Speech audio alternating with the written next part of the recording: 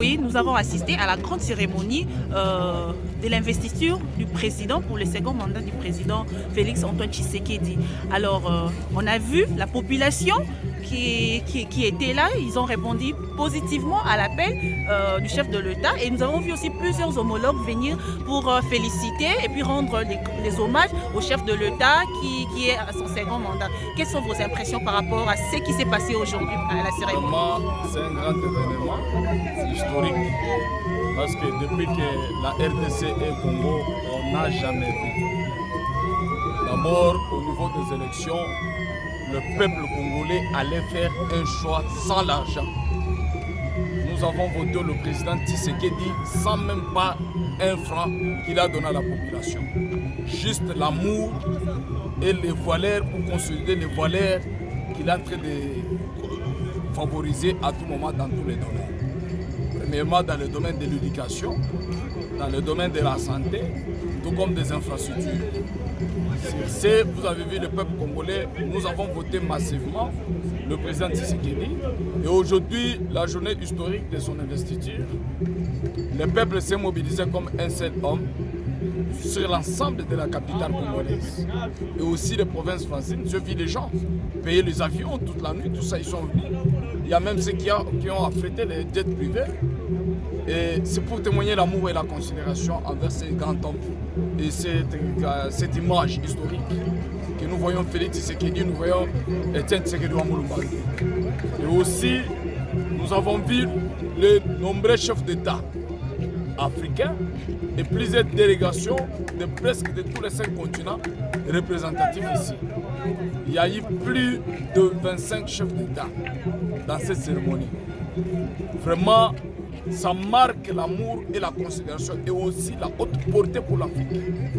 C'est pour dire que le président Tshisekedi n'a pas un premier mandat, n'a pas un deuxième mandat. Le président Félix Antoine Tshisekedi a une mission que nous voulons qu'il puisse accomplir cette mission pour la nation congolaise et pour l'Afrique. Nous réitérons cette confiance parce que s'il fait bien, sans toutefois associer les voleurs, ceux qui promettent les antivaleurs, nous allons lui retirer encore d'autres mandats. C'est pour dire qu'il n'a pas le mandat, il a une mission. Au regard de notre constitution qui limite le mandat à une fois renouvelable, mais si cela arrivait que celui de Moïse qui devait sauver cette république, je vous assure qu'il a une mission. Tant que cette mission ne s'est pas encore réalisée, et le peuple congolais ne lâchera pas, lui accordera encore des mandats de plus. Voilà pourquoi il a prôné le valeurs après son discours de l'investiture. Il a dit qu'il va militer pour l'unité nationale, pour la prospérité et la paix de ce pays, et aussi pour la création de l'emploi et la consolidation des valeurs démocratiques. Bien sûr, nous encourageons cette étape. Vous savez, nous, à la société civile et révolutionnaire, lorsque vous faites du bien, on applaudit. Lorsque vous faites du mal, nous nous interpellons. Mais cette fois-ci, nous sommes sûrs et nous croyons que le président Tshisekedi est porteur d'une mission efficace et énorme pour sortir la République dans cette impasse. Outre l'insécurité et aussi l'insécurité alimentaire. Merci. Merci. C'est bon. Oui, s'il vous plaît, vous pouvez vous présenter brièvement et dites-nous, aujourd'hui nous avons assisté à la cérémonie, à la grande cérémonie d'investiture du président Félix Antoine Tshisekedi. Alors dites-nous, par rapport au discours du chef de l'État, il a dit il va travailler concernant l'entrepreneuriat, il va travailler sur l'autonomisation de la femme et il va travailler, il va faire en sorte de stabiliser aussi le taux, le dollar. Alors, quelles sont vos impressions? Mes impressions sont claires. Suivant déjà le discours du chef, vous vous rendez compte déjà de ce qu'il y a comme des enjeux. Il n'a pas martelé sur les choses qu'on ne maîtrise pas. Il a nagé sur les choses dont nous connaissons, auxquelles nous crions chaque fois. Et s'il a pu lever cette option, parce que ce mandat ici, c'est le peuple lui-même, par sa volonté suprême, a voulu que le président puisse diriger ce pays. Alors, nos désidératas, il en a pris en compte.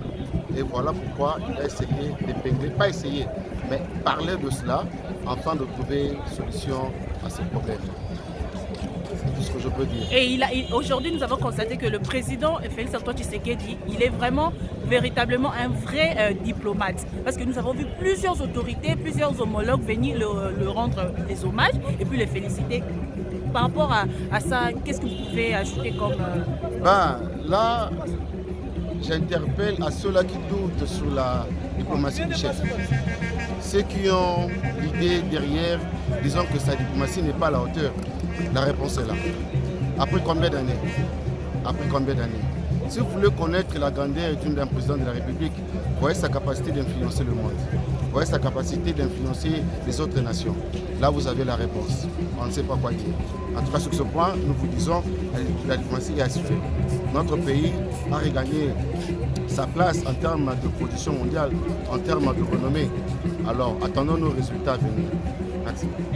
Le comité congolais modéré, le comité international. Vous avez vu un bel exemple avec le voisin qui était là, la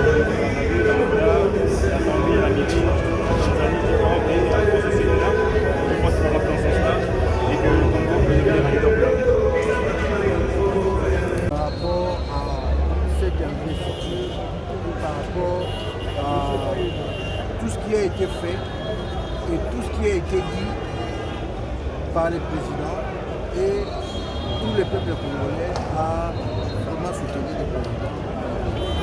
C'est bilan avec ce nouveau mandat qui va être. Et par rapport à la présence de... Pardon, madame, par rapport à la... Il a parlé également de la préparation professionnelle, dont vous êtes C'est parmi ces priorités.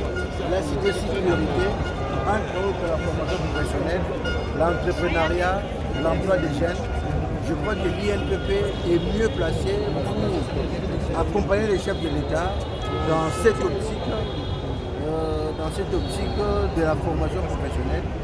Et je pense qu'avec tout ce que nous faisons déjà à l'INPP, nous serons bien positionnés dans ce mandat qui va... Merci.